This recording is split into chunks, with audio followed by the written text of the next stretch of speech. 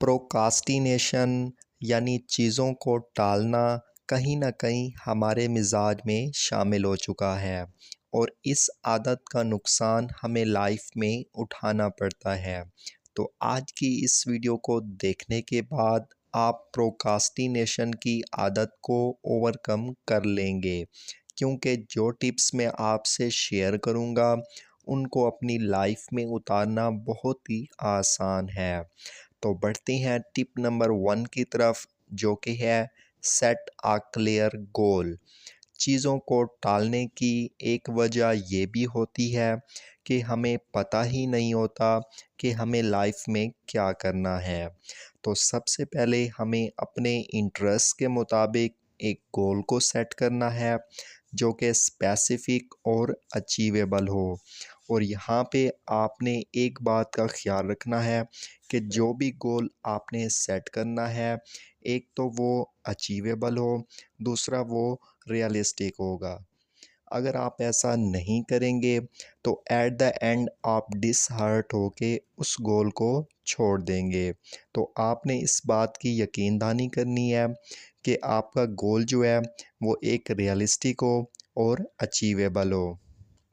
Tip number 2, find your peak productivity time. As a physically मुख्तलिफ इंसानों की body मुख्तलिफ औकात में प्रोडक्टिव होती है। कुछ लोगों का मानना है कि वो सुबह सवेरे ज़्यादा प्रोडक्टिव होती हैं और कुछ दोपहर, शाम या रात को। तो आपने ख़ुद को फिज़िकली ऑब्ज़र्व करना है कि आप किस वक्त ज़्यादा प्रोडक्टिव होती हैं।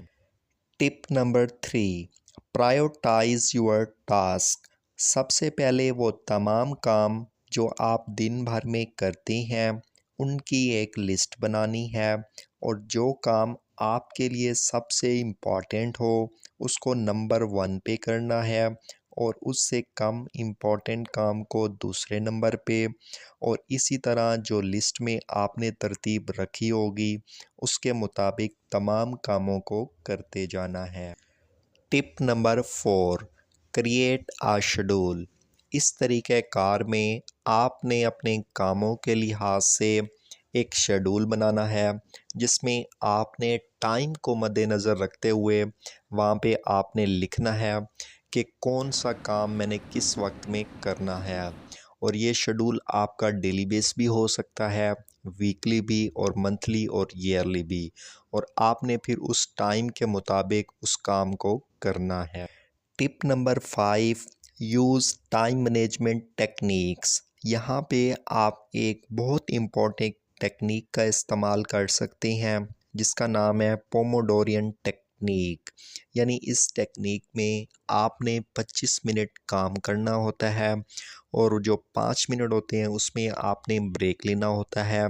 और इस ब्रेक का आपको फ़ायदा ये होता है कि आपका माइंड जो है वो रिफ़्रेश हो जाता है, और फिर जो काम आप कर रही होती हैं दोबारा उस काम को जब आप करती हैं तो आपका माइंड ज़्यादा प्रोडक्टिव होता है और बेहतर नताइज वहाँ से आपको हासिल होती हैं।